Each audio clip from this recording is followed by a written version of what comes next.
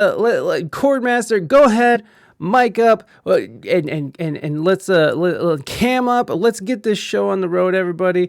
Today's guest is a content creator, a very fine keyboardist, a podcaster, a man of many talents is how I'll put it. So everybody, put your hands together for today's guest.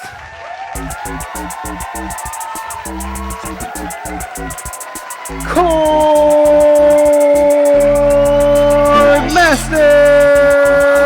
Yes! There he is! Thank you, Mighty Mike, for those claps. There we go. Hey. Oh, I gotta turn that down. There we go.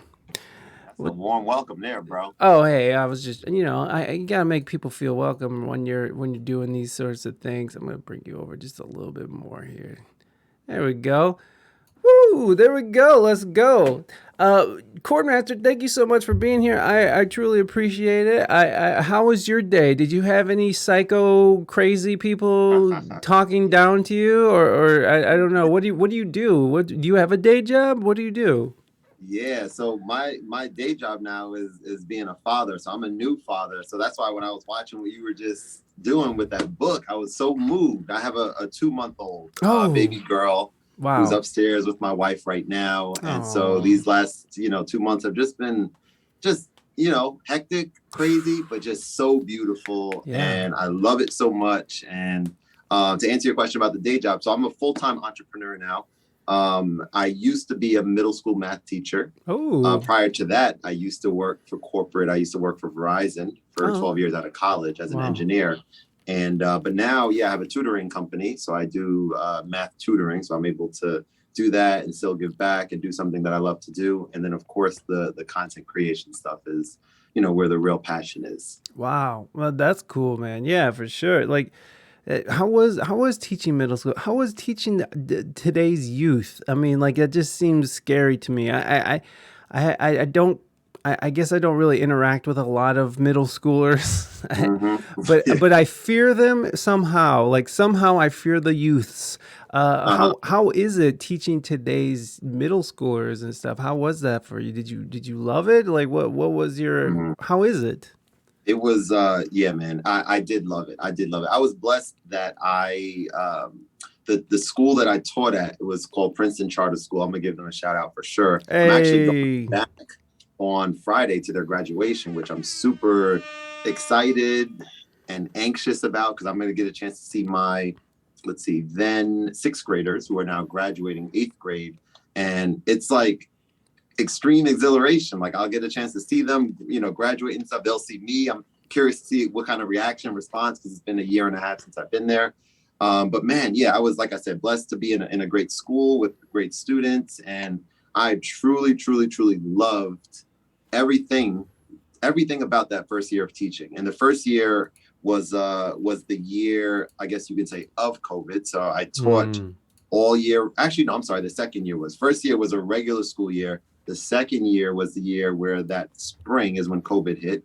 And then that's when I kind of realized that the things that I loved a lot about teaching were a little bit diminished because being in the presence of these middle schoolers who you're afraid of for some reason, being in the presence of them is part of the whole experience, of course, right? Being a teacher. So that's what made me, at that time, it was really crazy because I was teaching full time and my demand for my business, K-Mats, was sky high at that time because parents were struggling, trying to figure out something for their kids to do to kind of bridge the gap. And so I was really, really intensely, working for those maybe 3 or 4 months and knew it wasn't sustainable. So that was kind of what went into the decision to leave teaching and kind of really take the tutoring thing full time. Yeah. I mean, I couldn't imagine being I couldn't imagine being a kid, a young kid in school, and then the pandemic strikes, and it's like I just remember my son. I think he was in kindergarten, and like it was traumatizing for him too.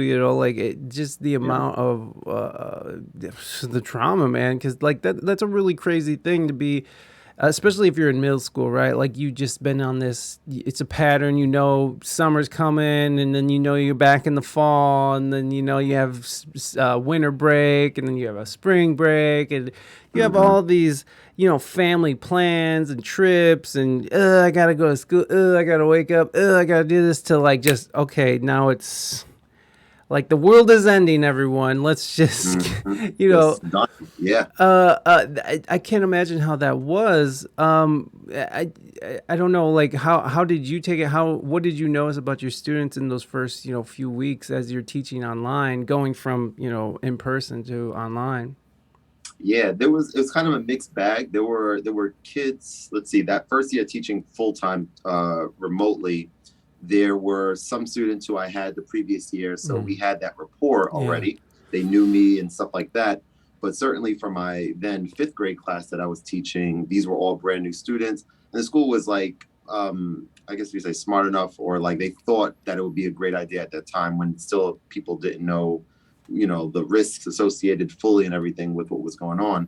But we did a safe, socially distant outdoor meeting to start the school year so that those fifth graders and pretty much everyone can have a chance to meet their teachers in person. Mm, And I thought that was huge, right? Being yeah. able to see these kids in person and kind of bridge that gap was definitely important. But I would say mixed bag in the sense of many kids were challenged, of course, with this new way of learning, and many or some kids, let's say, really thrived in the freedom, Mm, because they didn't necessarily need as much of the stuff that we were teaching, maybe because they really got it, on their own and stuff like that. So they were kind of able to just do their own thing and still get good grades and stuff like that. So those kids kind of thrived, but there mm. were a lot less of those than the first type that I mentioned. Yeah, yeah. No, Yeah. my niece was or is still in high school, but she, when it happened, she was in high school and she loved it. She was like, "Ugh, I don't want to go back." She did not Yeah. want to go back, and um, like I can get that. I know I would have been that person to be like, "Yes, I never want to go back to school again," because I didn't care for school. But like, I don't know, man. The that initial shock, I just can't imagine what that would be like. Um, what about the age group that you're teaching that you enjoy about it? Because again, I do fear them because they are scary little. I don't know. Yeah. Like I guess it's like that idea that I don't relate. Like I don't know how I'd relate to them. Kids make me uneasy, anyways. Mm-hmm. I love my kid, and kids are cool. I don't Mm-hmm. dislike kids, but they're not my kids. So it's like I Mm-hmm. just don't have that, oh, look at all the children. I love them all. I mean, most of the Yeah. time they're like picking their nose and smelly and they talking shit to people. You know what I mean? Like they're just, like, I don't know. Did you have problems with kids talking shit? I mean, you said you were in a magnet school, It was a charter school. a charter school. Yep. So you had kids from all different places all over the city that you live in. You had them sort of bust in, or is that how it worked? So it was actually a public charter school, different than a private charter Mm-hmm. school, which is, I guess, more common. A lot of people, think when I say charter that it was private, but this was a public one, so it was still in Princeton. Um, there was a couple of things. So I didn't have really that difficult of a time. I think it was a few things that I learned sort of quickly, right? Just kind of like being myself, giving the kids respect. And those, I guess those were like the two most important things. Going Mm-hmm. there and just like who I was in front of these students was very similar to who, I am on my own. Mm-hmm. Like I joke around, but I can get serious when I need to be. And these kids, of course, wanted the respect that I wanted from them. They needed to also be respected. So I Mm-hmm. learned that very early on. But I remember something that will stick with me forever. As a matter of fact, you guys can probably see it. That picture right over there is kind of small. Am I pointing the right way? Yeah. Here we go. That one right there. This is like two different drawings that two different of my sixth graders drew for me. And it's like, I'm not going to grab the phone and bring it over, but like one of them is like, says the incredible Mr. Allen on it, the one that's closer to me, Mm-hmm. the one that's closer to me. And it's like a whole bunch of like little versions of me doing all these different things, like having a tug of war with my evil twin, to doing ballet, to drinking my green smoothie, which I always used to bring to class, and the students like, ew, what is that kind of thing? Ew, So yeah. it's like this attention to detail that they had, that I'm just like up there doing my thing, whatever. But they're so, and we were all kids at one time, right? So it's like it kind of makes sense, right? They were so observant with these things, and that just really took me aback. And then, not to be outdone, the other student was like, wow, Mr. Allen reacted this way, I need to do one too. And the other person, she was like a huge fan of it's kind of interesting, animals, hippopotamuses, hippopotami, however it's pronounced. And so she drew a whole bunch of versions of me as that animal next to it. And so I took these, and I'm like looking at them, I'm like, okay, these are too dope to just not do something special with. So I had them in my file for a while, and then my wife she helped me decorate the studio a little bit, and I put that up there. But I will say, with regards to the experience working with these kids, man, my first year teaching, I had a fourth grade teacher come to my room like the couple days before the first day of school, and come and give me like a little sort of guidance about some of the kids who were in my fifth grade class, because he had several of them the year before. So that was like a thing that they wanted to do, just to kind of, give you a heads up kind of thing like that, right? So he had me he was like, oh, you have an incredible fifth grade class this year. He's like, but watch out for these two kids. I'm not gonna give the names, because one day they'll be like, oh shoot, But watch out for these two kids. Just make sure you don't sit them next to each other, because they kind of bounce off each other, and it's like they can kind of derail the class, right? Yeah. And certainly that is kind of, the first couple of days of school, first couple of weeks, I kind of saw that. I was like, oh, wow, he's right about that. But now fast forward to the end of the year, so much has happened from that beginning, that first day, all the way to the end of the year, where we talk about relatability. Like, these kids, he became, like, I would say both of them became like two of, if not like my favorite, you can't have favorite students, but I can say it now, maybe, I guess. But like two of my favorite students that I had, because they just needed you to talk to them at their level, right? And one of them was like super, like his level was like beyond what I would imagine a fifth grader would, kind of like the way his mind worked and stuff, imagination wise and all these other things. And he just needed to kind of harness that. He would always come talk to me like during like recess or during like dismissal outside when I had dismissal duty. So it was a really like just something I'll never forget, right? I really appreciated the fact that I didn't go into it thinking like, oh man, this is public enemy number one, but rather, this is a kid who this teacher struggled with. Okay, fair. But I'm gonna, figure out throughout the year. And it was incredible. At the end of the year, there's this thing called Kahoot, which is a website that kids, have you heard of it? No, but I just like the name Kahoot. Oh, funny. It is a cool name. Yeah. It's like it's a website that a lot of schools use, and like team building events and stuff too. Essentially, it's like a questionnaire game show kind of thing. And you can look up like math questions for fifth grade math, or you can look up like movie questions or fun things or whatever. And so they always, wanted to play that because it was a fun thing to do, and, bragging rights and all that. So one year, or not 1 year, at the end of the year, the last year I was teaching, I let one of these students make one of the Kahoots for me. And I kind of vetted it to make sure like the math questions were good and everything. And I was just taken aback by one of the math questions. I'm not going to go as deep into it, because I don't know if we got math fans out here. But one of the questions on there was a multiple choice question. And it was like a large number times another large number. It was something like, a 3-digit number times another 3-digit number, for example. And it was 4 options. And he only gave the students like 5 seconds or like 7 seconds to solve it. And there's no calculator usage. So you look at this and you're like, everyone's thinking he's trolling them, because there's no way that we can do this, and it's like a guessing thing or whatever. But man, if he didn't think outside the box and realize that, yes, there is a way that you can eliminate 3 of the answers based on whatever, now I'm getting into my math mode, based on whatever the ones digit is of the answer, right? It's like, okay, 346 times 492. The last digit is 6 of the first number, last digit is 2 of the second number. So you know that the ones digit of this answer has to be a 2, because 6 times 2 is 12, and that 2 is always going to be there. So he thought of this and only had one answer with that ones digit that makes sense. And I didn't even catch that. I'm like, dang, like you thought of this. That's really, really cool. And afterwards, I gave him props and everything. So as you can see, super excited to have these types of like memories and things to kind of call back on. And I'm excited about, for my tutoring business, to slowly get back into in-person tutoring as well. I do a lot of all virtual right now, but I'm Mm. excited to get in talks to have like an office space to be able to start doing some of these lessons in person to get some of this same type of energy and feel that I had when I was teaching in person as well.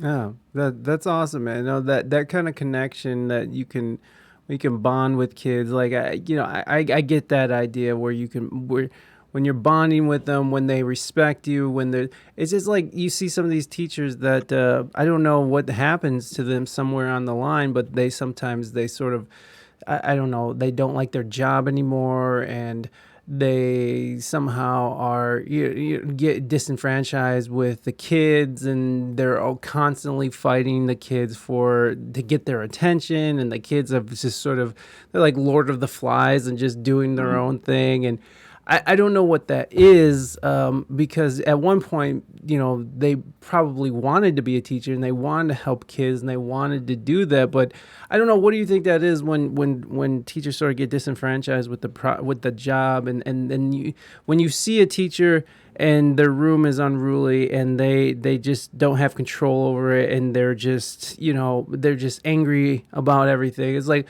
what is that to you? What do you see that as? Yeah. I think to me, I'm thinking about the answer to that question as you're asking. I think probably the most important component to cause that, in my opinion, is probably like the leadership in the school and the way the school is Mm. run as a whole. Because I believe that like when you look at teaching, there's many components to it, right? A big component is the actual being in the classroom and actually conducting the lesson. But in addition to that, depending on the school, there's different things that teachers need to be thinking about and handling outside of the classroom, such as lesson planning to meetings, staff meetings, to just having the ability to talk to the leadership in your school when there's to bounce ideas off and things like that, openness and willingness to listen to ideas that teachers have, because teachers are a lot of them are great and do have ideas to kind of help Mm. better the students. But if you're in an environment where the staff is not or the leadership is not receptive to that, I think that that's a major part. I do think that, like you said too, like if you've been doing something for a long period of time as well, I only taught 2 years, so my case was like I still have these starry eyes kind of thinking Yeah, about yeah. it. But the people who've been there many years, there's there's things that happen, like think about the fact that I worked at Verizon for 12 years and different roles, all different types of things that I did there. But certainly at the end of the time there, I was kind of like, all right, I'm ready for something different, which is why I soul searched for about a year before making the leap. And that it wasn't an easy decision, right? Like leaving a six-figure job, leaving a job where I could work from home sometime, leaving a job where I didn't have stress really associated with it because I knew what I was doing, I was good at Mm. it. But I left all of that because the most important thing to me at that time in my life was fulfillment and making an Mm. impact. And when I think about, I can't think of, I look at like teaching and I look at like nurses and I mean, there might be other ones too, but I look at both of those as like two roles where, you work hard, you're probably undervalued a lot in this society, at least in terms of your pay, in terms of, the support that we get from, thinking a little bit outside of just the immediate stuff, but the support as a country as a whole in terms of valuing these roles. I think that yeah, those are the ones that are just super impactful. Like after a hard day at work, like that you helped someone, right? You Mm. helped kids or you helped someone who needed it in a hospital or something. But yeah, I would say those are probably the two things that I would think of: being there for a while and then the support from your leadership. Yeah, and you kind of touched on something too. Is like there's I don't know maybe I misconstrued the idea, but like I feel like there is a lack of appreciation for certain members of our community of who their roles, right? Like teachers, right? That teachers never get enough love. I mean, doctors do, nurses get love, but the fact that teachers, I feel like get used a lot in sort of political strategy, and they just don't get paid worth a shit. I feel like they don't get paid worth a shit. Like I think what teachers do should be top one of the top tier jobs you could have. I mean, because like when you see how schools are underfunded, and like Morby is from overseas, so she was kind of confused on what a charter school is, and she was like, "Wait, is all of your schools over there just underfunded?" It's like, yeah, in some areas schools are underfunded, yeah, or like they're in underserved communities, and there's metal detectors and TSA agents and cops Yeah. everywhere, so like it's really interesting how as a society, we kind of don't value our educators, and and you could see it by just their pay, and how some teachers have to like pay out of pocket to get different things and activities and supplies for their classroom. Mm-hmm. And I think that's a damn shame. I think that we should be treasuring our educators, because there's nothing more important than our children going to a facility and having people like literally, I mean, not just babysitting you, but trying to educate you, instilling morals and ideas and all these other very important fundamentals that children have, that in building blocks on how they think and how they perceive the world. And it's just it's really interesting how teachers sort of get lumped into this like I know in some places it's really nice. Some school districts are in great neighborhoods and they have Yeah. lots of funding. Me and my wife, we started a art business, a school after school art program where we basically would pitch to these different schools, and they would hire us to go in and start an art program, because a Oh lot of wow. these schools, and this was in San Diego, California, and this was like we had contracts in La Jolla, California, and La Jolla is like the rich beach town of San Diego, Okay. and Point Loma as well is a very rich part of town. And what was interesting is that all their art programs had been cut, and so that opened a market for us. And so Mm. even these schools that are in these really, really great neighborhoods they still are, their funding is getting cut. And it's just, it's just very, it's just awful to me. I don't know. How does that, fall on your ears? Like when you hear about these kind of situations and you see how teachers are being sort of treated, or political pawns. And I mean, not too Yeah. long ago, they were like, teachers are overpaid. I remember in Wisconsin, teachers were on strike, and they ran into the Capitol building, and they were like took over the Capitol building. And I Mm. remember they're like, everybody hated the teachers at one point. And then, Mm. and then now there's, they're receiving crap for other reasons, because now they're calling teachers groomers. So there's all kinds of weird stuff. I don't know. How does that, when you hear those kinds of things and you see those kinds of things, how does that fall on your ears? Well, I think I agree with a lot of it, Mm. first off. And I think like when you think about parents who are in the market to move, right, and looking at different areas to move to, like the top of the list, right, is school district. Like that's what matters to parents. They want to Yeah. make sure that the kids are going to be in a Right. great environment. We have a kid now, right? So like that's like it's a whole new way of looking at and thinking about things. Like everything that I care about is like one notch a little bit lower because she's like higher than all of those things, right? Yeah. And so when it comes to just the value and just the value that teachers bring, when you just think about it, right? Like if we lived in a society where teachers were valued more, first of all, perhaps we can. There's a few things that can happen, right? One is like there's probably a lot of teachers out there who are not inspired to do their best because they're not being taken care of, because like their best should equate to a salary that allows them to be able to go on a vacation or do these things that they want to do to recharge so that they can always be the best they can be when they're in the classroom. And so there's probably a lot of teachers who are frustrated about the pay, and realizing that yes, Mm. the type of work that I'm doing and the amount that I'm doing doesn't coincide necessarily with my salary. But I think I really don't even know sort of what needs to happen, right, in order to fix that. I feel like there's probably a lot of things in order to get to a point where money is allocated in a way where teachers are going to be compensated properly. But just thinking about like if the salaries were more competitive, then perhaps there would be more likelihood that better candidates and like great candidates and people who are doing other things, with it. Like take me for example. I had such a diverse experience working for Verizon. A lot of people are not even willing, but aren't capable of like having a job like that with that kind of pay and then leaving that to go somewhere Right. where you're cutting 40% or whatever it was with your salary. Yeah.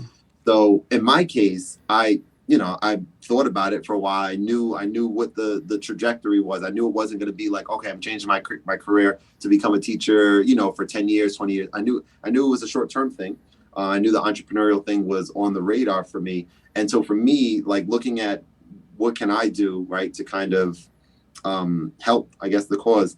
For me, like having this business that I have allows me to do a few things, like do something that I love, help students in a subject matter that so many people hate for reasons that are in the subject, of course, is math, and the reasons are so varied. But a major thing is like that traumatic experience that a lot of kids had when they were anywhere in grade school or wherever, where they had a teacher that made math like miserable, right?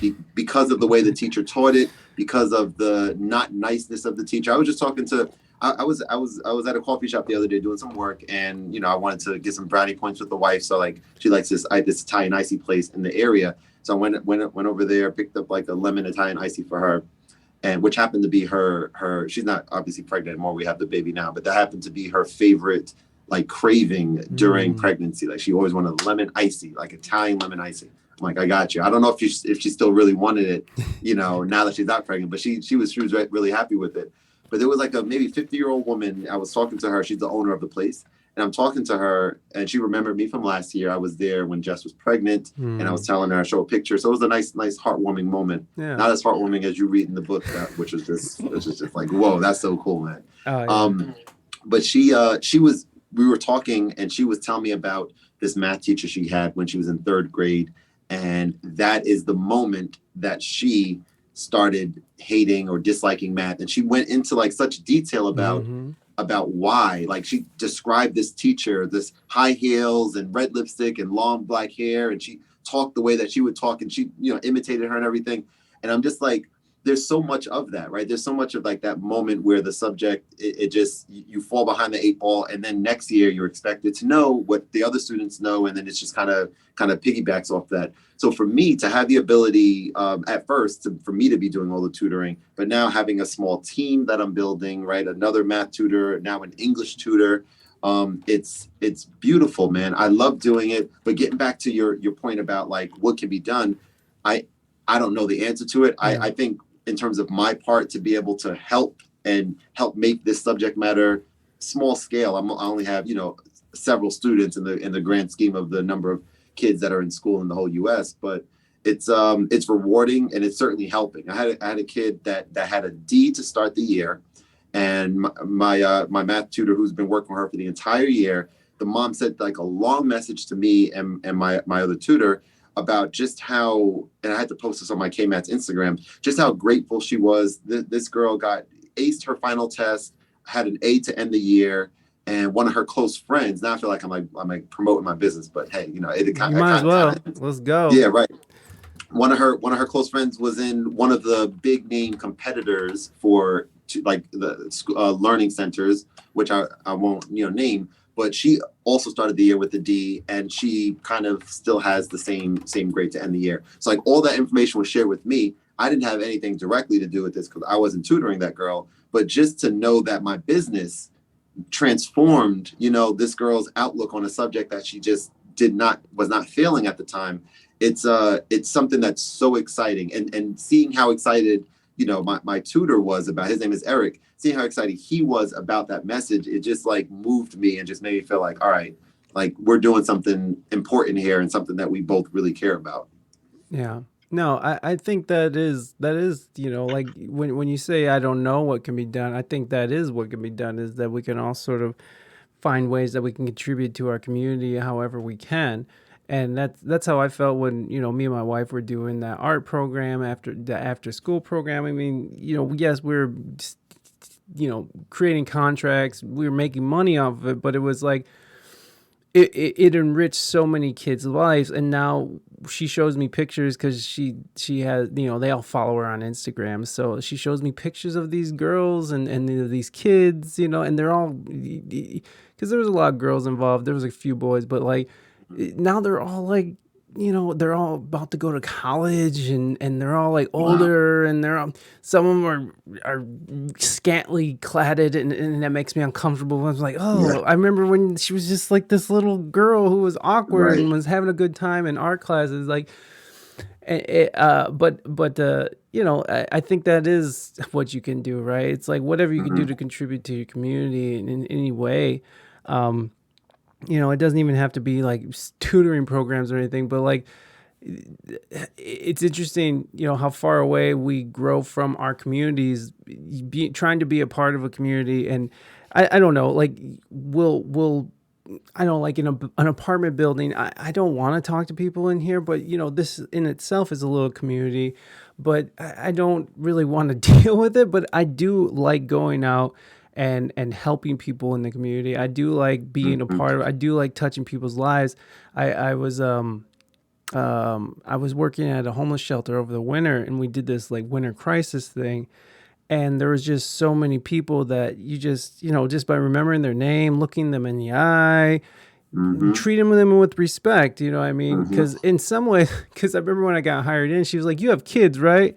I was like, "Yeah, I got a son." She's like, "You'll do fine," and like, I didn't really know what she meant, but I did when I started working there, because in some ways, the homeless and with mental health and drug addiction, they can be kid like, and they could like throw fits, and there's lots of tears, and there's like grown men who are just sobbing in front of me. I'm just like, oh geez Louise, this is a lot. But at the end of it, it was like such a, I don't know, it was a very rewarding job. And they just sent me, my sister, or someone sent me a thing that said, like it was my old boss. Sorry, my old boss sent me this note that someone gave her, and was like, I really liked Mike, and I hope he really touched me in a good way. And yeah, I'm paraphrasing terribly right now, but he really helped,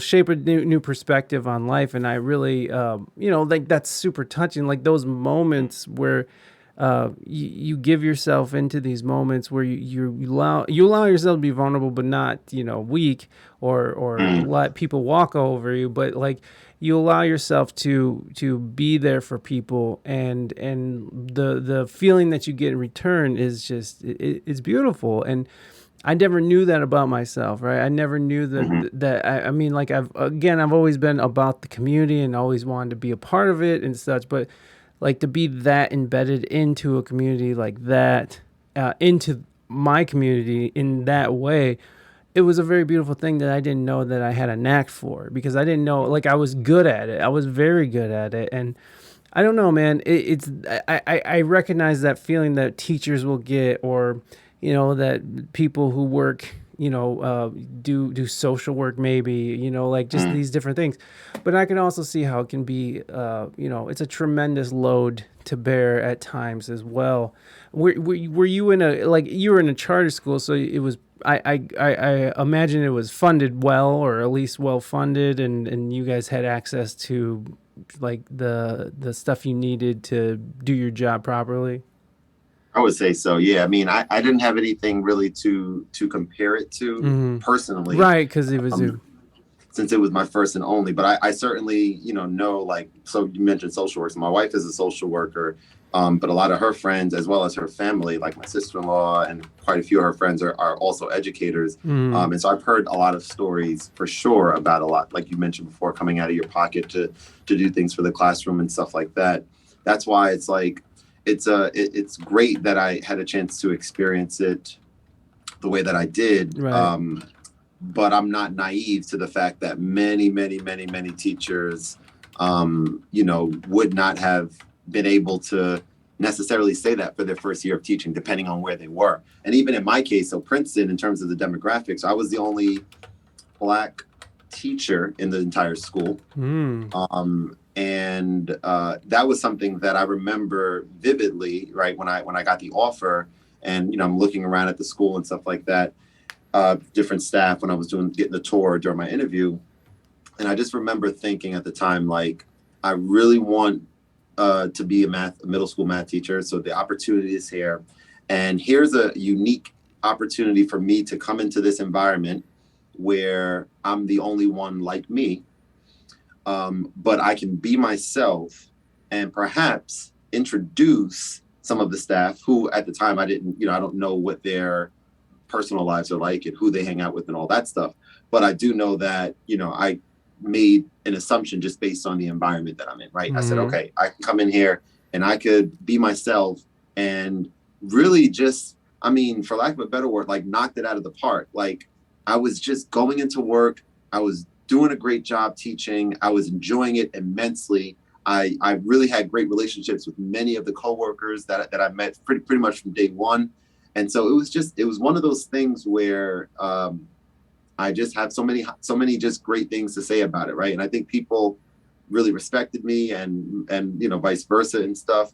And so that's why when I go back on Friday, it's about to be like it's like a celebration of sorts, Yeah. Yeah. Hopefully they're happy to see me. I don't know. Maybe I'll Yeah. be so happy to see them, and they're like, oh, we'll see how it goes. But I'm super excited, man. I'm sure it's gonna be great. I'm sure it's gonna be like a nice little, a nice little reunion, man. Yeah. I mean, that's beautiful, man. It's beautiful that you could love your job, and even though you were only a part of it for a couple of years, it was still like something that, I mean, it takes a lot of balls, I think, to leave a well-paying job to go do something that just because you don't feel fulfilled, like you're looking Mm-hmm. for fulfillment in life. And there's so many people who sort of just stay in these jobs that I don't know if you hated your job at Verizon, but you obviously weren't satisfied with that job, so you left. But there are so many people who will stay in these unsatisfactory positions and just gruel through it because it's paying the bills, and and they're able to provide for their family, which is nice, and there's nothing wrong with Mm-hmm. that. It's just, man, oh, you only get one life, right? You only get one, and to sit there and like just let it, like my father, he worked at a job he absolutely hated for until he was forced into retirement. And it's like, I look at that and I don't ever want that to be me, like the job, I had to get a day job because I was working for myself, me and my wife both as musicians, Mm-hmm. for 6-7 years. And then so I had to get it back into the workforce, and that was really hard. And like, especially in days like today, when some like very unstable person is in some sort of position of power, and they're just Mm-hmm. sort of like unleashing their crazy energy on you.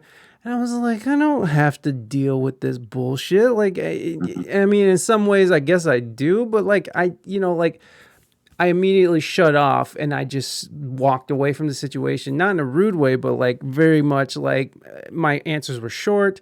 I let them know that, like things are going to happen when it happens, and that's when it's going to happen. So, Mm-hmm. you standing here being crazy at me is not really going to get anything solved. And Yeah. honestly, it was putting us behind, as a matter of fact. But yeah, man, it's I don't know, like, did you have a fear of sort of uh you know living out that situation where you're just in a job that's unfulfilling? I mean, obviously you did, because you left, but like, what was that thing that sort of snapped and you're like, I gotta get out of here, I gotta do something else?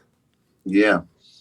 Um, So a couple of unique things happened. So when I was at Verizon, around the time when I started tutoring, like the one or two students, and started really enjoying that, that was right around the time that I got involuntarily laid off in the company. So we heard Mm. rumors about this happening, and we had a new CEO come in, and I think like I don't know 30% of like the workforce, like they really really like cut a ton of positions, Whoa. and so they booked out all the conference rooms this day. I think it was like the week before Thanksgiving, and I saw my manager wearing a suit this day, and I was like, this guy never wears suits. I was like, this guy's about to lay some people off today. uh So he sent me an email, with the invite that just said, I'll never forget it. It was like a meeting invite, and the subject line said MTG. short for meeting, but he didn't even spell the word out, just MTG. It was like a 15-minute meeting at like 9 to 9:15 or something. I was like, okay, there it is. I knew at that moment that this was going to be the end of my time at Verizon. Wow. Called my wife, made my breakfast. Actually, I had like oatmeal. I had like an 8 white cup, made my breakfast when I saw the email. And then at the time, like I started eating, I was like, I'm bringing this food in. I don't want my food to get cold. So I called my wife and I went in there and respectfully listened to what he had to say and everything. And what happened was there was a severance package that they were offering, right? And it was involuntary. So the position was being, cut. This is in November. And then I had until December of that year, the end of the year, December 31st, to find another position in the company. Mind you, 30% of the people are leaving. There's like hiring freezes. It's virtually impossible to find another opening. So what happened though, uniquely, that same day, there was a unsponsored networking event going on at the nearby hotel right next to our headquarters where I worked at. And I knew about this for like months in advance. So I was planning on going to it. But then that day I was kind of just like thinking about a lot of different things, almost didn't go to it, decided to go to it, and met some incredible people who are 1, 2, or 3 levels under the CEO of the company. And I went there not to try to network and find another position, but just to go there. And I was in great spirits at the time. And people are like, man, you just got laid off. Like, how are you still in great spirits? And then some people were like, they didn't say this explicitly then, but after the fact, like they were like, seeing you, talking to you, seeing you work the room, seeing all these things, like we as a group of people who were like leaders in the company, were like, we don't want this person going somewhere else, right? It was kind of like the mindset. So one of the guys ended up opening a new role in his organization for me, which again was not expected. Just almost that's something like that wasn't to happen, right? But he was able to do it, and I was able to stay in the company in this new role for the next year. But I knew at that moment, I was like, my time is numbered. Like, I'm not going to be here for that much longer. But that allowed me to really figure out what I wanted to do next. And then literally a year later, a voluntary severance package came up. And at that time, I knew what I wanted to do. This package was better than the one that I was offered the year before. So I was like so excited when I saw this email, the feeling that I had about, wow, this is the end of my time here on my terms. And I was just so excited because I knew I didn't have anything lined up, but I knew what I wanted to do. And there was no doubt in my mind that I was going to make it happen.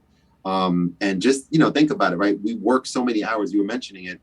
We work so many hours, consistently pretty much our whole lives. Right? We're in school and then we, college, and then we probably are working right after that if we're fortunate enough to find a job. And I was just in the mindset of, let me take a little time off. Let me figure out what I want to do. And it was a beautiful time to kind of just reset a little bit. I was blessed to be able to do that. And that's when the Princeton Charter School opportunity came up.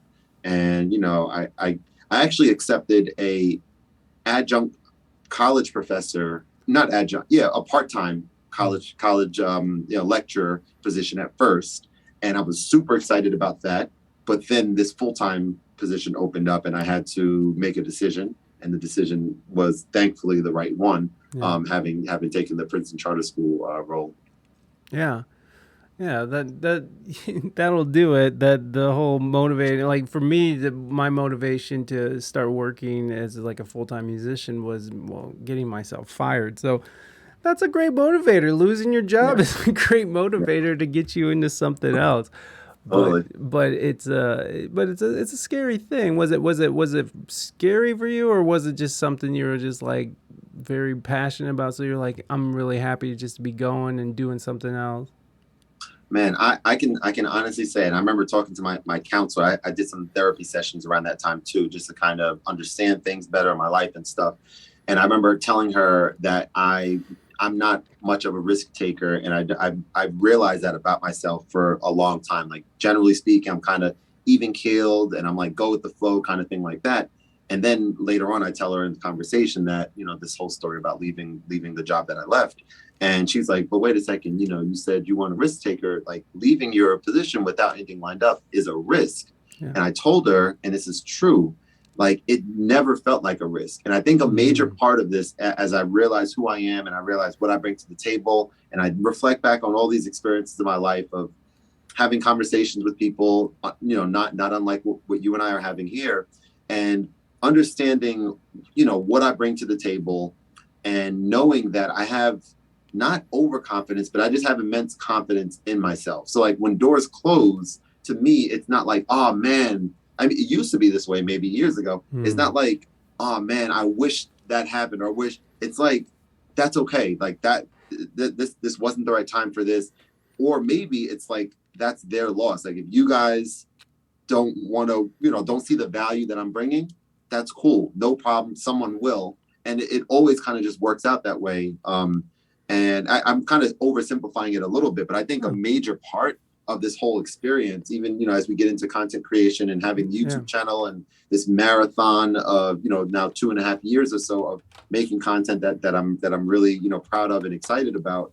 I think a big part of it is believing in yourself, believing that you are, a good person, and you're someone who is trying to do good, like yourself. You mentioned a lot of things just now, even about like, I didn't know about the art program and stuff like that. Like that's something that you and Reina, you guys have interest in that.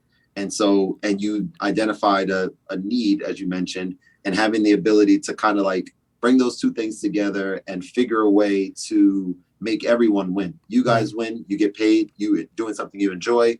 They win because they're having a resource of something that maybe the kids at the time don't even realize is as valuable as you realize, and that we as adults realize.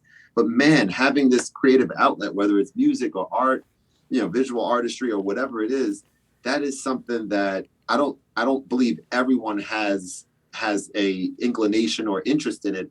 But damn, if you do have that, you 100% have to do something with it. You Mm. like, not even as a thing to make money, but just as something like to relieve these other stresses that are just imminent in our lives. Right? You Yeah. have to have that thing that brings you some excitement, some fulfillment.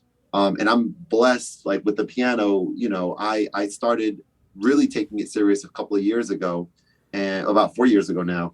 And I'm just so glad that I did, because that's kind of changed everything for me. I can be in any mood that I'm in, but sitting down at the piano and just playing, and you know this because you're a musician too. You said you play the keys. I'm sure Reina and others who may be in the chat as well. But having that, right, having that as your own thing to just be able to play is so amazing, and I Yeah. love it so much. And I'm working on more classical pieces now. So I play all different types of music depending Mm. on just my mood and things like that. But right now I'm working on like some Mozart, and I'm working on Mm. one specific piece in Mozart. I think it's a piano sonata. I get mixed up between 11 and 16, but one of the two. And I'm like playing it every day, multiple times a day. And I'm just like, and most of the time with headphones, because, you play it too much. And your wife is like, come on, that again, you got to mix it up a little bit. So I have headphones on my digital piano, but I'm getting so good at it, and it feels so good to play it and get it down right. I'm just like, man, like a lot of people can't relate to that, and that's sad, unfortunate. But Yeah. I'm glad that I have that. Yeah. So wait, you just started playing piano 4 years ago, or you've always been? When did you start playing piano, or when did you start getting into music? Yeah, so I, as a kid, I was definitely interested in it. I showed signs. I took like a little less than a year of piano lessons when I was in sixth grade. Mm. Story goes, I had one recital and started learning how to read music. Asked my parents to take the summer off and then join back in the fall, and then we never joined back. So from that moment, I dabbled a little bit in my teens and high school and stuff, like making beats on like the keyboard and stuff. But I never really took it serious again until I turned 30 a few years ago. Mm. And that was like, 29 into 30. It was like, all right, I want to get back into this. I basically listening to the signs, the cues. When watch something and there's a piano, like even today, there's a piano on the screen, or if I see a picture of a piano or someone playing, it just invokes some type of excitement or exhilaration in me. If I see something that reminds me of a piano, like black and white, whatever rectangles, like I get excited. Like Mm. I'm aware of that now. And so for years, I was aware of it, but I didn't do anything about it until 4 years ago. And that's when I literally, the same exact book that I was using when I was in sixth grade taking lessons, that physical book I still had. So as a sort of, special thing, I went through that entire book as part of my training, like learning myself. Obviously went on YouTube, learned a whole bunch of stuff. And then when I felt ready, I said, all right, now I want to actually start taking lessons, one-on-one. So I did that for a few years. And that got me to where I am now, where I'm able to now play and enjoy it, but also teach piano as well. I know we'll talk about the Patreon at some point as well. Yeah. But even before starting that Patreon up, I have a part of my KMAT's offering of, one-on-one piano lessons, and be able to work with kids remotely with piano is incredibly fun and inspiring as well. Yeah. So there's a lot of different things that I'm kind of doing now, as you mentioned when you were introducing me. And part of I guess I would say the challenge is, like, a lot of people who are successful do say to focus like on one thing and get really good at it. A lot of people say that. Mm. That's hard for me to, like, focus on one thing because I'm interested in many different things. Yeah. But I'm starting to kind of see now that, like, the content creation experience and the video editing and the posting and all that stuff that I was really focusing on my personal brand for, Khordmaster brand, that stuff needs to now be translated some to fortifying and building and promoting and showing people what KMATS is all about through the same channels, right? Through the Instagram and YouTube shorts and all that kind of stuff. Yeah. So now I'm starting to think of, like, ways to leverage this experience that I had to kind of get more people aware of the fact that, hey, I'm what you're looking for, kind of thing, right? Black male tutor, who's doing well, who has success stories with his clients and everything.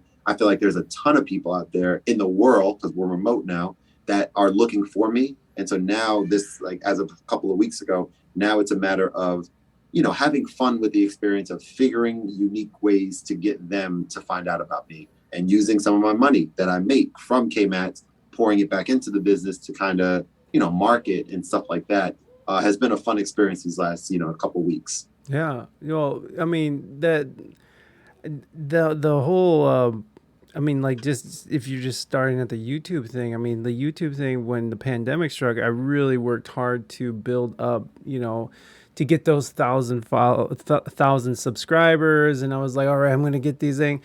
And I found success doing, like, little tutorial videos. And, like, there's something that's very motivating about seeing, like, little, like, your work pay off, and seeing, seeing little successes. And that was one of the big things for me, was getting past that 1,000 mark. But I could never get over the 4,000. What is it? 4,000 watch hours? Is that watch hours? Is that? Mm-hmm. So have you monetized your YouTube? Have you been able to? Yeah, I had a very unique story with that, man. So my first video I released on January 3rd of, I guess that would have been 2020, I guess. And I had a goal to monetize my channel by the end of the year. And I literally hit the 4,000 hours on December 31st.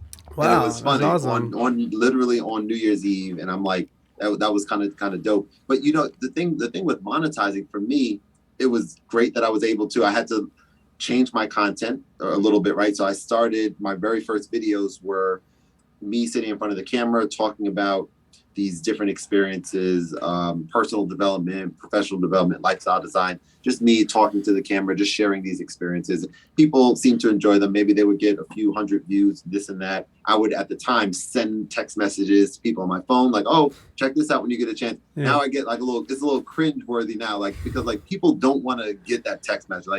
Like, I appreciate what you're doing. I don't need to see you talk to a camera. I know you already, like, that kind of thing, right? So I had to kind of, and no one said that to me, but I'm sure everyone thought that way, because I feel that way when people send me messages. I'm like, yo, I appreciate it, but I'm probably not gonna watch now. I'm sorry, unless if it's, I don't want to sound like a a-hole right now. It depends. If I'm interested in it, then I will watch it. Mm-hmm. If I'm not interested in it, then I won't. Let's put it that way. Sure. So it took a while for me to kind of understand the way to kind of do that. And I'm still learning. Now I'm like, oh, let me get an email list going. Let me get people who want to know about this and who want to be notified. Let me get those individuals, an email sent to them. Mm-hmm. And that's kind of what I'm still working through. But yeah, it happened at the end of, literally the end of the year. What I was going to say about it, though, is that with YouTube for monetization, as I'm learning, is that the holy grail of getting 4,000 and 1,000?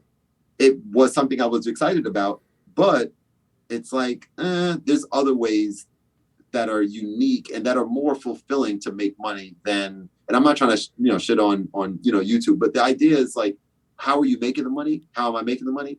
It is happening through targeted ads for non-YouTube premium watchers of my content. I don't know what the hell they're advertising to them, but part of me feels like, damn, like, okay, I'm getting a few pennies, right? Essentially, for they can be advertising anything to my viewers, and I don't even know what it is. Right. Maybe, just maybe, there's ways, and I've been seeing some of my content creators that I watch their stuff, and some of them don't put ads on their channel, and they say, oh, this channel is fully funded by Patreon. If you want to support it, it's in your heart. Like, you can support it. We'll put your name in the description, blah, blah, blah. Some people are game for that. Me, I went that route a little bit, but now I'm like, I have more to bring to the table. I want to be able to teach and educate and inspire and form a tighter knit community of people who want to learn from me. And I'm, willing and excited about the opportunity to do so. And I think Patreon is incredibly fair and dope with what they're doing. I was looking at like the breakdowns and stuff.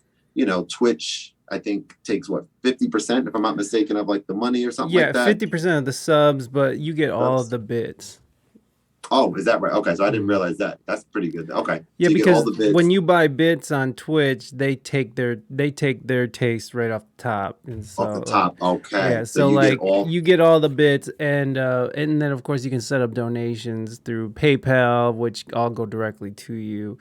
So there's other ways of doing it on Twitch, but yeah, Twitch has like, there's a lot of people who don't like that model of you taking half my subscribers when you're literally asking people to pay, $5, $6, $7 in some countries, when it breaks down to USD, pay that every month and to support this channel, and yet here comes Twitch just taking out half of that. So there's people that don't like it. I'm okay with it. Like, they make it really easy for me to monetize the podcast, besides running ads on the audio and such. But like, I don't mind it. Twitch makes it very easy for me, so I'm not gonna sit here and shit on Twitch. Definitely not. Yeah. And that I was going to ask a question too. Someone made a good point. I think I was a guest on someone else's podcast a while ago, and we were just talking, and I'm going to ask you the same question, because I'm curious, like, the idea of being able to sit across from someone virtually, in this case, and have like a intimate conversation about topics that are interesting, hopefully to both parties, is something that's really unique. Because when we think about and I'll speak from my experience, like my close friends, I'm not able to sit across from them and have a relatable conversation. You know what I'm saying? You're a content creator, you're a podcast host. We've had similar challenges, similar successes, similar things that's happened along our journey. And so I think that it's really important to acknowledge the fact that you've established, like, you have this community, and you have this show that you started, and you're able, I'm sure you are, right, able to learn from people and hear interesting stories and stuff like that. To some people, they might think like, man, that doesn't sound fun at all. Like, I'm sitting across from a random person, I'm just like listening to this person talk for a while. But you and me, like, that's fun as hell for me. Like, sometimes it's almost like a master class, depending on who the guest is, where you're learning so much stuff. Right. And tell me a little bit about like what that experience has been for you. I'm kind of curious. I'm turning into the interviewer now. Oh, that's all right. No, it's a conversation, man. I mean, this podcast has changed so much for me, and like, I've learned so much that it's like hard to even keep track of what I've even learned over the time. Because we're talking, I'm like 440 episodes deep. I've been doing this for 6 going on 7 years, and I'm just hitting that point where I am able to monetize the podcast and through Twitch or through ads, ad revenue on the audio. So for me, it's just been this really, I don't know, it's been this sort of slow burn on learning patience, learning how to receive information, learning how to listen, learning how to ask questions, learning what's interesting to me, And like, because there's times when people are talking about situations that I never even would have thought of, and that sends me on a rabbit hole on YouTube or something. Like I have my notebook here, and every once in a while, like, I'll pick up my pen, I'll write down a word, and that will just be, like that will, or someone will say a book or something. I'll write down Oh the yeah. book, or I'll write down a quick phrase so I don't forget that, because I have a bad memory about stuff. So, Hmm. and just going through this notebook, there's just, all kinds of stuff that I just go through and look up and learn. So for me, it's just been a real learning experience. First of all, for myself, because I started this journey when I first started this podcast. I had, I was going through a lot. It was a busy year. It was like my father died. My son was conceived, not yet Hmm. born, but I think he was born. I think I started right after he was born. So Hmm. like, it was a tumultuous time. I quit drinking alcohol, and I was getting fit. I was losing a bunch of weight, and so like for me, it was a very much like, I don't know. It was like it was a way of expression. It was cheaper than therapy, although I did end up going to therapy, which was huge. I wish I would have went a long time ago, Hmm. and then to that point, I wish I would have been more receptive to taking medications, the right medications, for my deals, for my mental health issues. So for me, it was like a really big exploration on mental health. It was a big exploration on what motivates people to do things, because I'm very interested in like I was asking you about what was it that made you want to quit a well-paying job, to go and take a challenging job, that pays a lot less but is more fulfilling. It's like, what makes people want to like quit their well-paying job and be a musician, right? Like, why would Hmm. you ever do that? For me, Right. I got fired, and so I didn't really have a choice.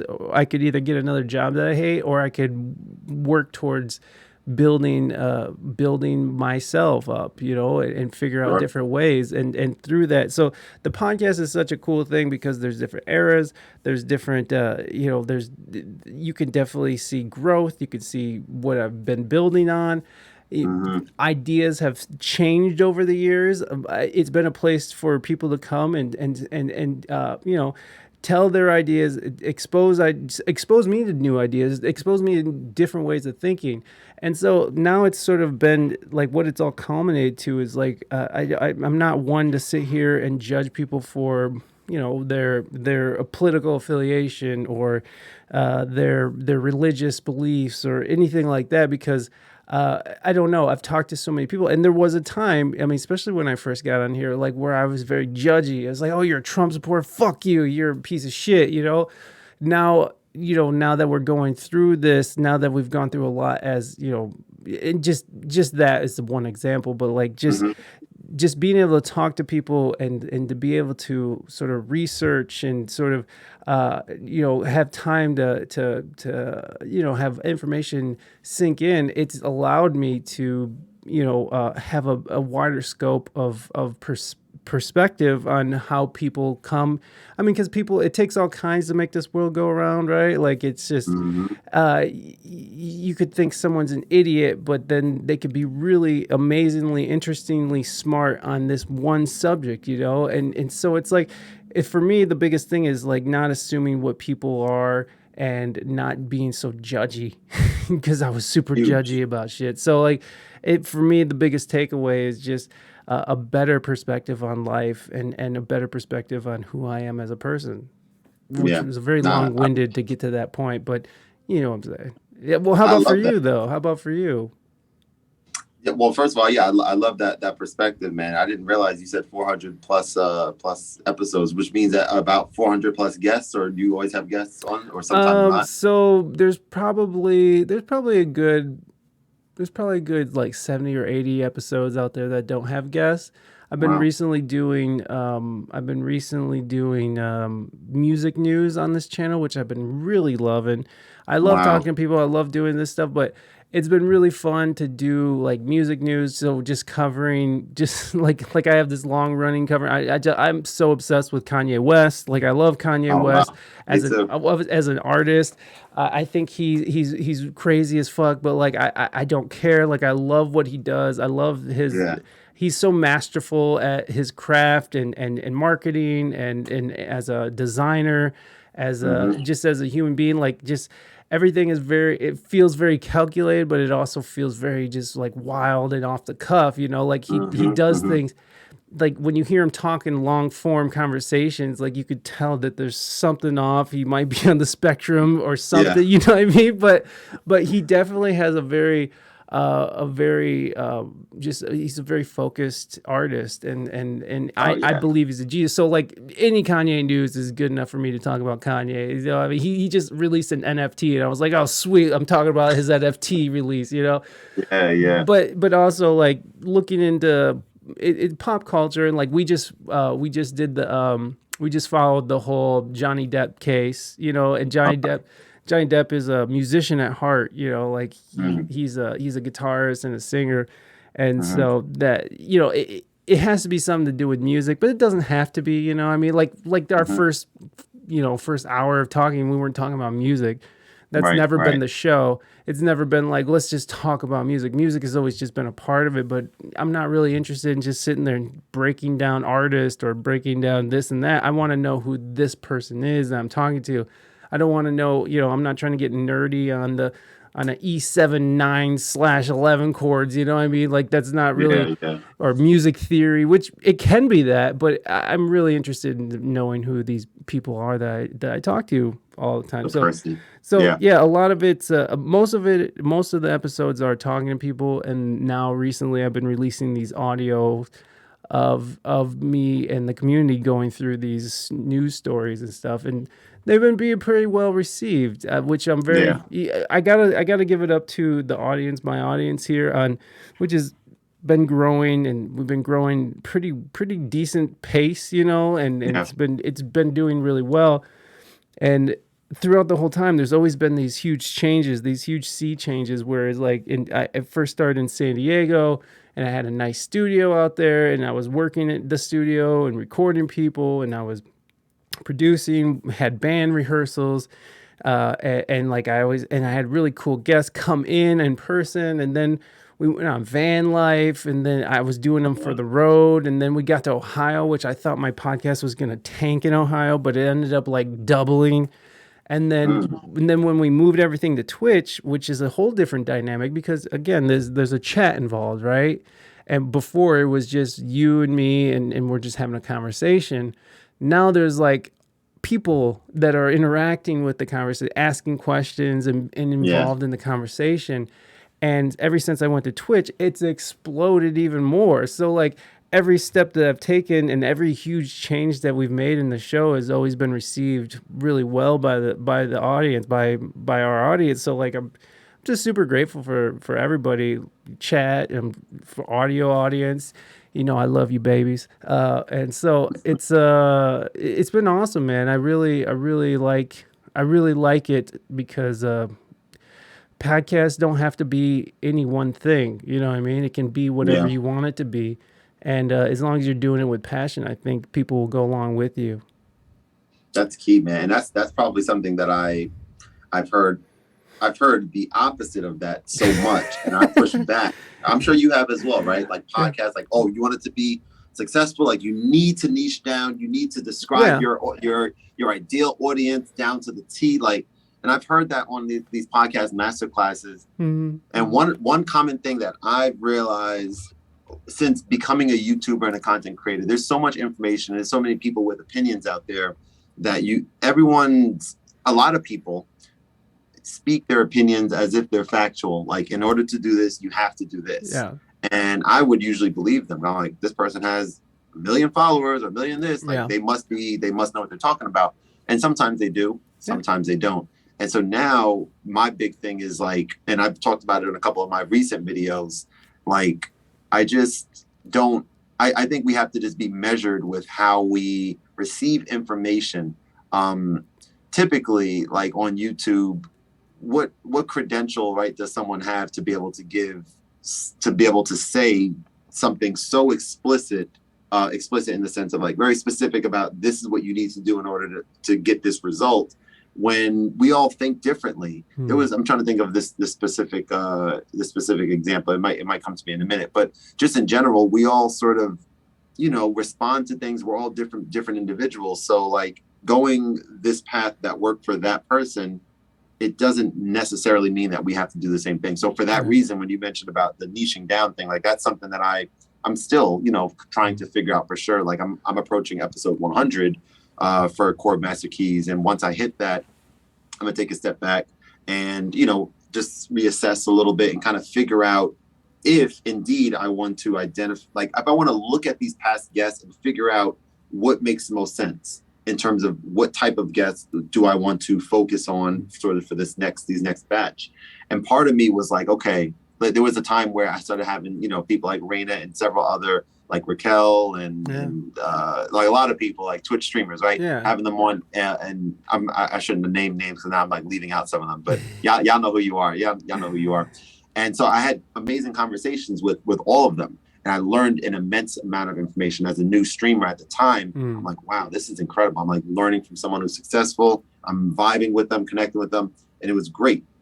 So at that time, I'm like, oh, maybe this is my niche. Maybe I should just focus on this person. Like I want to interview every single Twitch musician who wants to be, who would like to be on. And perhaps I will do that over time. But there's another type of person who I've had several conversations with on my episodes. And these are like music producers for people who people who make music, who are behind the scenes to songs and to things that we all know, like intricately, but we just may have never heard of this person. So I'm gonna give you an example. One person I spoke to recently, his name is Jay, and then the letter E. He produced the entire Nelly Country Grammar album. Oh, cool. And that's one of 9 hip hop diamond selling hip hop albums of all time. Right. And so being able to talk to this individual was like incredible. He had like the crazy dope, like mad keyboards in the back and Eurorack gear and all kind of stuff back there. So I'm like staring at this the whole time. I'm like, damn, you got that. That's super dope. And like, but he was so humble, and he was like, it was just fun to like talk to someone who's so accomplished, but also was like visibly, and even, him and I talk now, like he was excited to be on this, on this conversation, because a lot of people do know him, but also a lot of people don't know that he's the person who, myself included, until we talked, who was behind this iconic project. Right. And so he had his his spotlight kind of thing, right? For a little while. That's kind of what it felt like a little bit. And I loved that. I love that. I had a couple of people in that space as well on. So it's a matter of figuring it out and having fun with it, being able to think back, what conversations that I have that makes me feel like excited to talk about, or maybe even excited for me to go re-listen to them. And perhaps those are the ones that you double down on and kind of focus on that, type of guest. Yeah, I mean, that's the thing about doing this, and especially because of the pandemic, we have so much more competition, which I don't mind competition. I think everybody's on their own path, but a lot of people, you see other podcasters who start well after you, who are just killing it, and like I'm just. I that idea of finding a niche, and I don't know what that really is for me either. You know what I mean? But all I know is that I've consistently just talked about whatever the fuck I wanted to talk about, and that's just all I've ever done. And so that's really been my guiding light, or my North Star, is just go with what interests you, and take the conversation where it goes, and just try to stay out of your own way, and try to stay out of the guest way, and just doing it. And just, I just always had fun doing this. And I think that just, for me and for my audience, that just translates like, this is a good time. We're having fun. We're chatting. And the conversation can go anywhere. It could be about anything. So there's no parameters set. You know what I mean? And except for the parameters I set for myself, just for what, just from my past experiences, like there's just certain things that I'm not really interested in talking about, so like I won't go there, but it's like I don't know, it's been really cool to see growth consistently. Yeah. And I don't really know why, you know what I mean, and I don't know how it is. And but if I had to assume, it's just because people know that I'm gonna be talking to somebody who's cool or interesting, and I'll be there. So I Yeah. guess, you know what I mean. Yeah. So it's really weird. Because I don't know. I don't what's know. that? I don't know maybe that's the niche. Maybe it's just that I'm gonna be there. I don't know. You Mm-hmm. know what I mean? Like Mm-hmm. that to me, that's just so strange to and I get that niche, and I've been in that same position where it's like, what can I do to make this go bigger? And like, maybe I gotta focus in on this, and maybe I gotta focus in on that. But it's like, at the end of the day, it has to be fun, or else for me, it's gonna Right. turn into another job, and Right. I don't want another job. You know what I mean? Like, I want to do something that's fun, and eventually pays my bills. You know what I mean? Yeah. Like, but it's taken a long time, and it's been grueling. And there's been times when I don't want to put out. We were just talking about this on Reina's stream, where it's just like we had some podcasters or streamers in the chat who are just like, man, I get burnt out, and it's just like I don't want to do that, and I put all this money into this, but I'm not seeing results, and I got burned out on my podcast, and it's like, well, the biggest thing I think for people to do is just be consistent. And I think that was one thing that I learned very early on, just from listening to Mm-hmm. podcasts and hearing people, because I've loved podcasts for, almost since they came out. I got on the podcast train maybe in 2010, 2011, you know what I mean? So Mm-hmm. like they'd only been around for a few years. And I got into Mark Maron, who's a comedian who has a podcast called WTF, which is a very big podcast. I think it's lost some popularity over the years, but it really was one of those podcasts that sort of led the way for podcasters. The same way with Mm-hmm. Joe Rogan, like that whole, he was one of the first ones who got on. Adam Carolla. These are all people who started just doing this a long time ago, not knowing what they're doing either, and they just started going, and Yeah. it worked, and it worked for them really well. So when I started my podcasts were still not really, no one really knew what a podcast was, right? Like there was a few people who knew what a podcast was, and it wasn't really the most popular thing. And Mm-hmm. then, a few years later, podcasts are everywhere. And now it's just like you can't fucking throw a rock without hitting Everyone. somebody with a podcast. Yeah. So it's Yeah. like, Yeah. so I don't know. Like for me, it was just consistency is what made what I think was a big part of doing it. And it's like, for me, if I miss an episode, it's like I fucking failed my life. Like there's just days where I do not want to record my intros. I do not want to sit down, edit again. I don't want to Mm-hmm. sit there and make clips. I don't want to sit there and post. It's just like it disgusts me sometimes, but it's just like having that fortitude to push through that. Yeah. And sometimes it can feel like a job. I mean, I hate writing fucking sponsorship pitches. I hate it. It's like the worst fucking thing in the world. Like I don't like doing it at all. But it's Mm-hmm. like there's certain parts of this, if you really want it to grow and you really want to be something, it's like you gotta push through that bullshit. And it's Yeah. like, having a toddler, having a kid, having other responsibilities. Now I have a day job, and now adding all that in together, and then whatever else gets thrown in the mix, trying to be a family. It's like be a part of a family. I have, besides my immediate family, I have a sister, my mother here where I live, and so like they get together a lot, so I want to be a part of that. And I just Mm-hmm. it's a lot to contend with. But at Yeah. the end of the day, I know on Tuesday, like tomorrow, after I get off work, I'm gonna have to fucking record my intros and outros, and edit down the videos and get it all put together. So Wednesday Mm-hmm. morning, one can be put out, and then Friday another one. And because with Twitch, I started interviewing more people twice a week.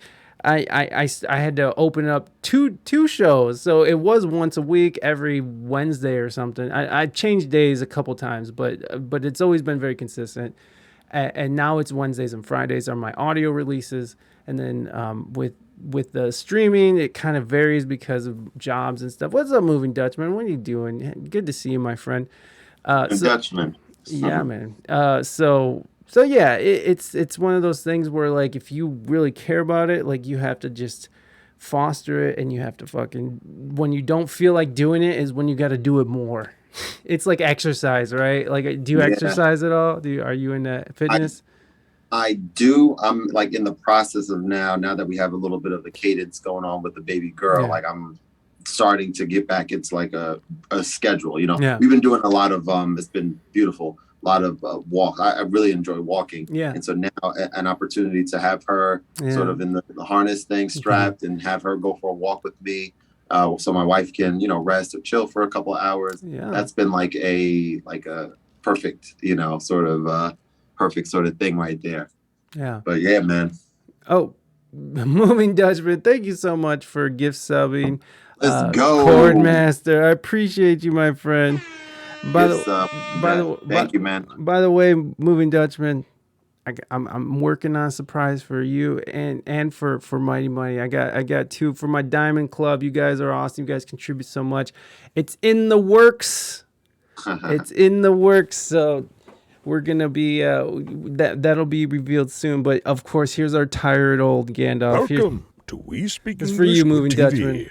I'm your announcer, Sir Ian McKellen. Now, please, put your hands together for your host with the most, Mike E.P. I do feel the pressure. I feel the pressure, but I emailed everything. I got it all set up, and the check's been signed. So hopefully by the time you get to that 100 mark, I was looking at Mighty Mighty has like 250 gift subs. Like they I should say they are due for a new thing. So yeah, it's coming down the bin. Just know, Moving Dutchman, Daddy loves you, and we're gonna get you something. But yeah, man, those walking is such a important part. I feel like walking is such an integral part of like walking as a family is so nice. I think it's a very important part of communication because creativity. I feel like walking is a huge part of that. Yeah. I mean, I remember walking when our son was first born, like that was a huge part of everything. And then I was the stay-at-home dad. My wife ended up going back to work, and I ended up staying home with the baby.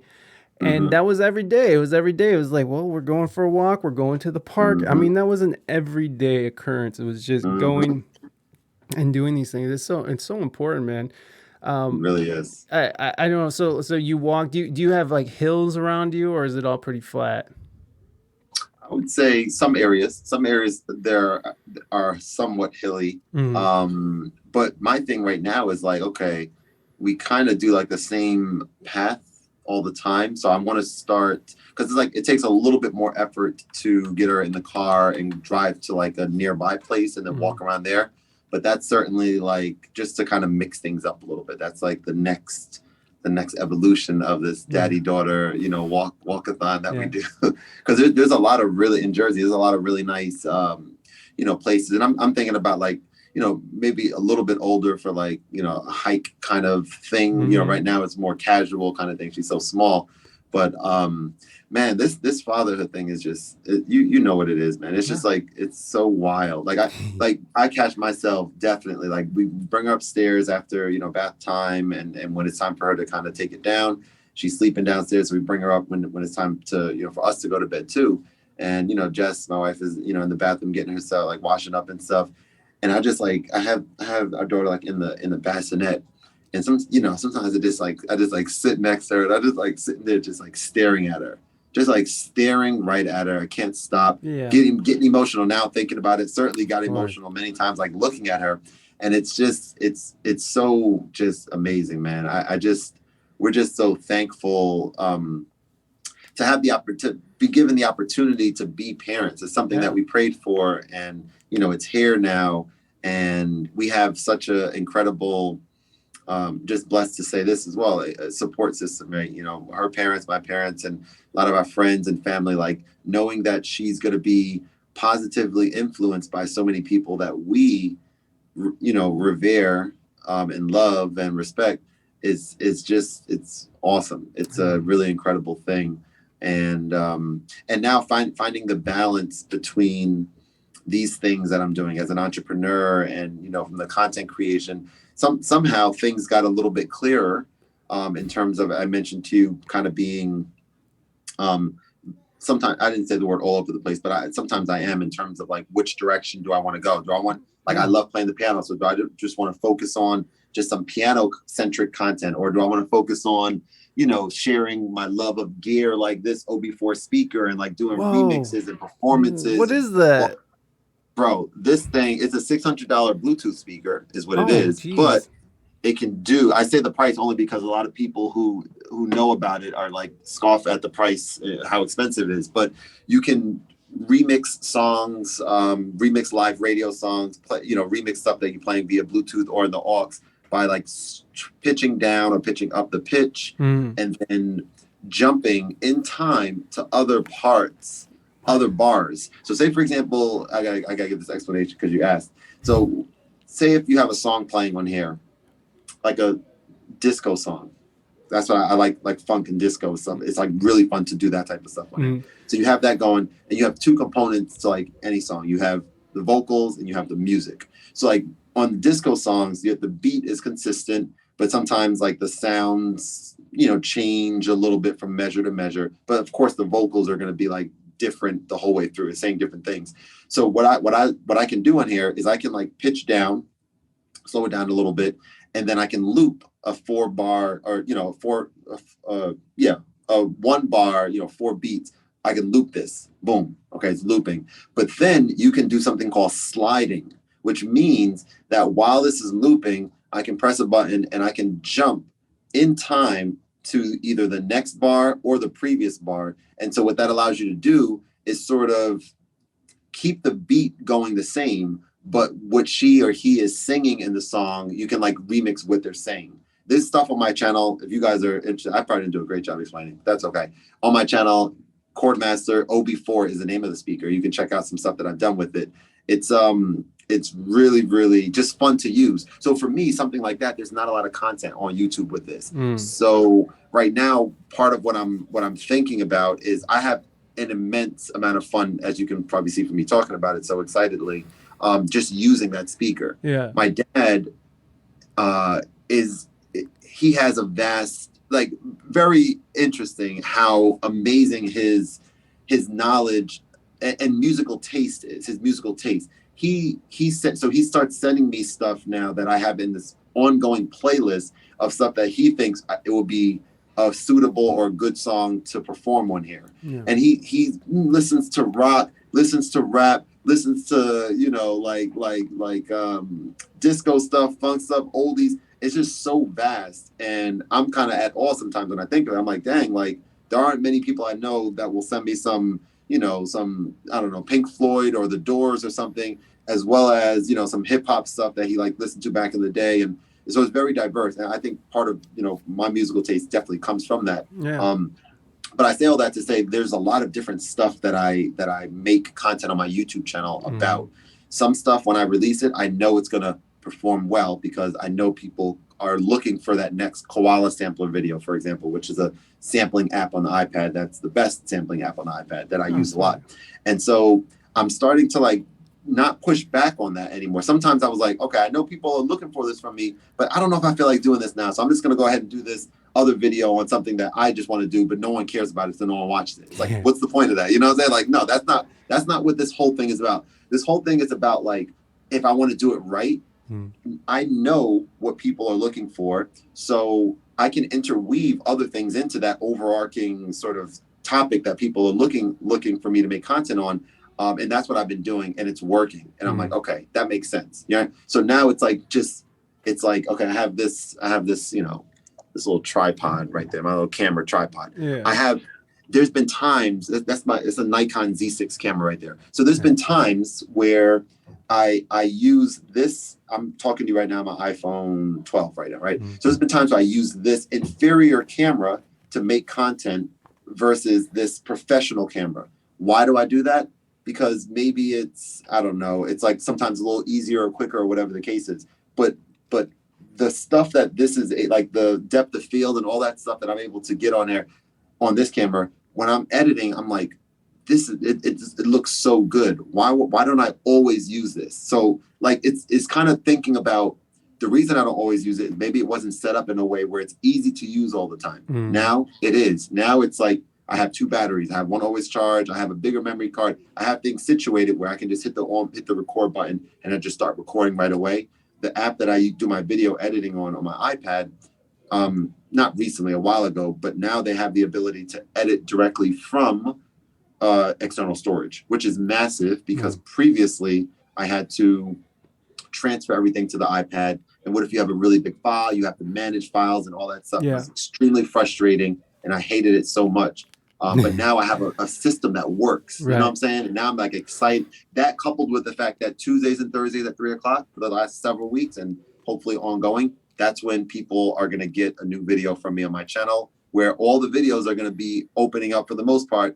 Yo, what's going on, guys? Khordmaster here. And in today's video, like we're getting right to the point. Like, what are we doing in this video? This is what we're doing in the video. You know that right away. And then when I'm editing these videos, the best moment of that I think while I'm editing, I just take like 10 seconds of that, copy it, and that's like the very first thing that the video opens with. So it's like this logical just thing. Like, okay, I mean, I kind of knew these things before, but now I'm actually putting them to practice. The retention rate when people click the video, like if it's not interesting as hell from the first few seconds, they may not watch the rest of it. So just thinking about these things, I'm learning, and I'm excited about even maybe incorporating some of these findings and these things that I've learned. Actually, I think tomorrow I'm probably going to put this video out. I made it a while ago, but it was like just content creator tips and tricks that I learned. It's something that I've wanted to do for a while. And I put, a lot of more like editing chops into it to make it more, not just me talking to the camera, but like some B footage and all kind of stuff in it. And I was kind of, it's kind of in the back pocket. I'm waiting for the right time to release it kind of thing. So I think I'm going to probably drop it tomorrow. But yeah, man, it's a journey. I've seen a lot of people start, since I've been on this journey and then kind of fall off and for obviously reasons that are their own and stuff. But I'm here. I'm being consistent with it. I'm learning. I'm trying to just put out positive information, positive. I just always say positive vibes. I'm trying to resist saying positive vibes again, but positive vibes out there. And in hopes that me just being authentic on camera and just me being myself is something that resonates with people. And when I get feedback from people that like they started their content creation journey or they started their whatever they're interested in doing as a result of watching my stuff, like that moves me in an incredible way. We talked about the impact earlier. That's like a major thing for me. Yeah, that is huge. Like just that feedback that you can get, it really does like move things forward. It's definitely helpful when your audience sort of reaches out and is like, "Hey, I hate this." It's like, okay, well, I know that they hate this, but I really like the idea of working on something that's like what I took from when you're talking about it was like what motivates you to create is like accessibility is like, am I interested in this? And even though what works and what people are looking for out of you as a content creator, you'll still sort of kind of go into what you want to do. And like I feel like that has to be a part of it too. It can't just be like you're placating to this one audience and yeah, that could be great and that can work, of course, but like I feel like if you're not into it, if you're not excited about it, and you're just, okay, here we are again, we're going to be going over this, this Korg, Triton, which, Triton hasn't been popular. We're going to be going over this Triton now, and like, you don't really care about it. I feel like that comes through. So, I feel like even if it takes you a little bit longer, as long as you're excited about what you're doing, that's going to translate, and you can't just keep, doing the same thing over. At least I can't. At least some people can, though, right? Like some people are just Yep. like, this is what I Yep. do. I'm doing it every week. I'm doing it at this time, and I don't care. We're doing it. And that's great. And they're finding success, or they don't find success, whatever the situation is. But if you're not excited about what you're doing, you're gonna burn out, and you're gonna not like it, Oh yeah. and you're not It's gonna gonna. want.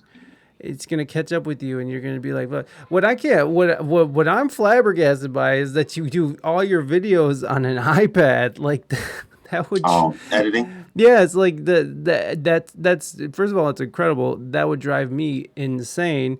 But you found something that works for you. No judgment. Do your thing.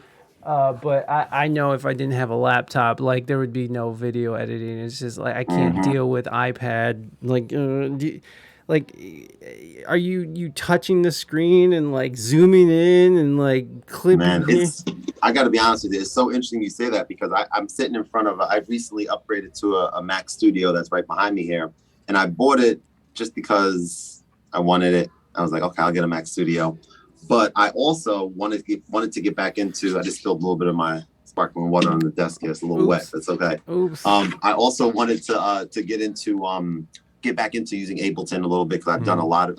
Basically, the iPad is like my creative hub. I do my tutoring on there. I do my video editing on there. I do a lot of my music production on there. Wow. But I used to use Ableton back in the day and stuff. And so I thought, okay, maybe it might be interesting for me to. I was well overdue to upgrade my desktop. I had one of the older like gateway computers. People on this on another Patreon that I was on the other day, I told them about it, and they were like all getting on me, cracking on me and stuff. One guy brought over like a damn rotary phone, like trying to say that I had really old stuff or whatever. And actually, I think that's kind of part of the reason that I got like influenced to get one of these, or like bullied into getting one. Yeah. So anyway, it's funny about the video editing thing. So I've only learned video editing on a touch screen on this app called LumaFusion. And so I can't even imagine video editing anywhere else in any other facet with a keyboard and mouse, which is by far more popular than iPad editing. But I did have a interest in exploring perhaps if there's a free trial or something for Final Cut on my Mac that I have. I would want to try that out, but then it takes time to learn it, right? And then you have to kind of figure that stuff out. But I can see myself maybe trying that because maybe I'm missing something. Maybe, but you know what? I'm probably not missing something because like just that iPad, the touch screen and the portability of it. I like being able to do stuff just like little bits here, little bits there, like that type of thing. So yeah, I love it for what it is, but it's interesting. We have like the complete, and so that's exactly what we're talking about, right? It's like I can have a video out and be like, yo, if you're into video production or if you're into looking to start to become a content creator, you have to check out LumaFusion. It's $29. It's on the iPad. I use it all the time. I can say that it works for me, but it's not going to necessarily work for the next person. Same with you. You can talk about what's worked for you. And so, even like the schedule, like having a schedule for releases. Some people do all their video recording on like a Monday, and they say, okay, I'm gonna like have a different outfit. I'm gonna wear this for this, and I'm gonna do all my recording, and then we're gonna edit later in the week or whatever it is. And they have like a system like that. But one of the things that's working for me, and it just makes me feel so much better when I'm recording, is a couple things. One is like I'm only gonna talk about something when I'm hype about something. If I'm excited about something I discovered on this new equipment or on that or on whatever, that's the only time that I feel like it makes sense for me to film a video. Because otherwise my enthusiasm is what needs to shine through, I think, in order to make the video what I want it to be. And I've had videos on my channel where I'm not excited about something, but I felt obligated for whatever reason to release, a video on this topic or whatever the case is. But it's a learning process. You go through it, you figure out what works for you, and ultimately you tweak along the way. You talk to other people and you explore different options and try them out if you want to. And you kind of see what's best for you in your scenario. Yeah, I mean, once you find your workflow, it's hard to want to like break that flow because it's like, well, I got my system, I got this. I mean, that's how I am. It's like I got my system, I got my thing. I'm gonna use this. I use Logic for video, for audio, and then I use the the Final Cut for the video, and because I used to use Ableton too, which it was a crazy learning curve, and then I Oh yeah. switched to Logic, which was a crazy learning curve, and then Final Cut was a crazy learning curve. So all these things, it takes time, and you're right. Like once you find your workflow, it's you don't want to change that up because you know how much time it takes to sort of wrap your head around these programs and to wrap your head around your workflow and how you work and learning how you work, and it's crazy. Okay, no worries, man. Well, you have a Patreon that you're doing right now. Tell us about your Patreon, because that thing, I think it's pretty cool what you're doing. Please let Yeah. us know. Thank you, bro. Yeah, for sure. So like what I have going on there, I think 3 weeks ago I started this. It's something I've been thinking about for a while, just to give an opportunity for me to give lessons on everything that I know and everything that I've learned about chords and chord theory, how to form your own chords to be used in your own music productions. The reason this came up as an idea for me is kind of multifaceted, but the main thing is that I discovered a lot of people who are producers pay money for sample packs to start their creation of their music, right? Like for me, I've never even knew that was a thing for a while. Cause like for me to make music, I'm sitting in front of a keyboard that, you know, ideally has a built-in function to record and sequence and stuff on the keyboard, and no computer, no nothing. And I'm just like playing chords or finger drumming or whatever. And I'm making music right on there kind of from scratch. That's always been my method. But a lot of people don't have that skill set or don't know how to or don't care to do that, right? They use the sample pack, they chop it up, and there's all different ways of making music. So it's not even like a judgment thing. But for me, I realized that a lot of people, from polling my YouTube community and asking around, a lot of people wanted to learn how to play a chord progression that they can then play themselves and then use for the creation of their songs. For me, that's like, oh, that's easy to do. I play hundreds or whatever of chords, and it's like simple because I've learned it over the years, but a lot of people haven't learned that yet. So my Patreon is about a weekly 8 p.m. Eastern Standard Time every Sunday. And we join and I teach how to play chord progressions. And I teach different things about chords that you can kind of, you know, like one of the main things that we're focused on right now, which I'm loving, is like learning a chord progression for a song that's popular, like say Just the Two of Us. I see the crystal raindrops fall.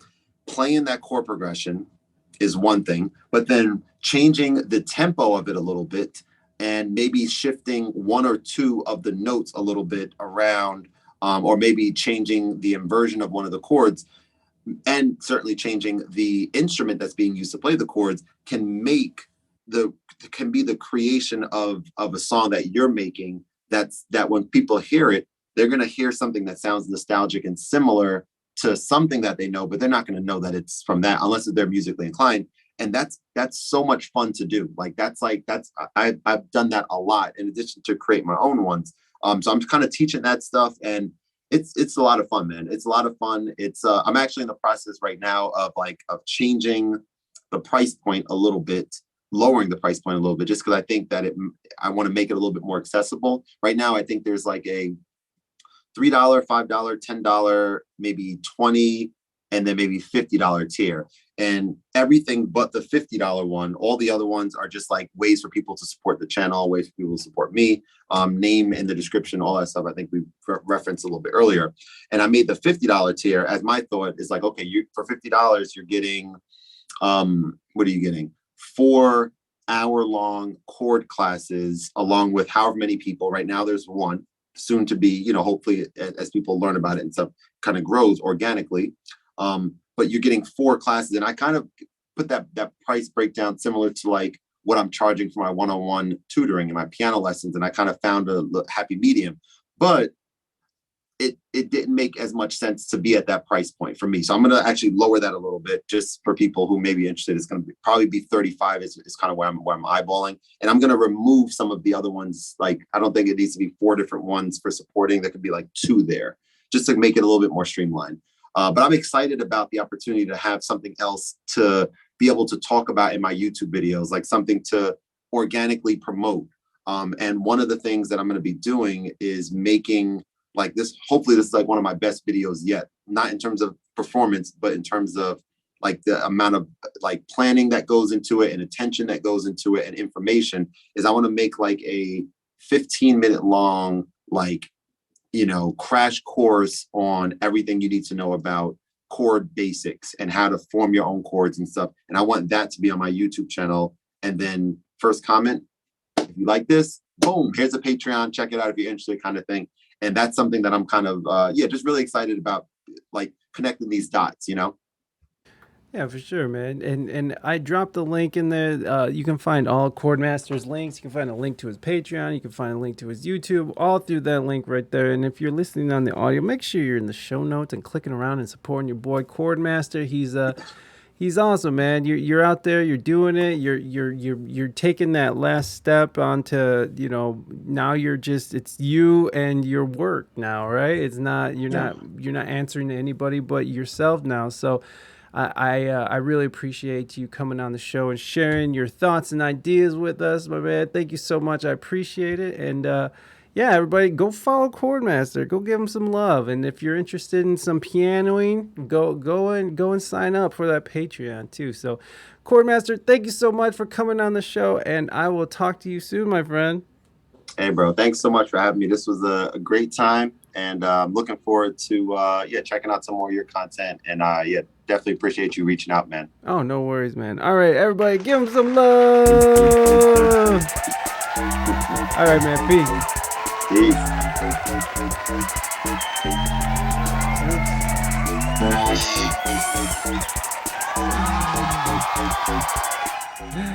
Woo, doing things. All right, y'all. Okay.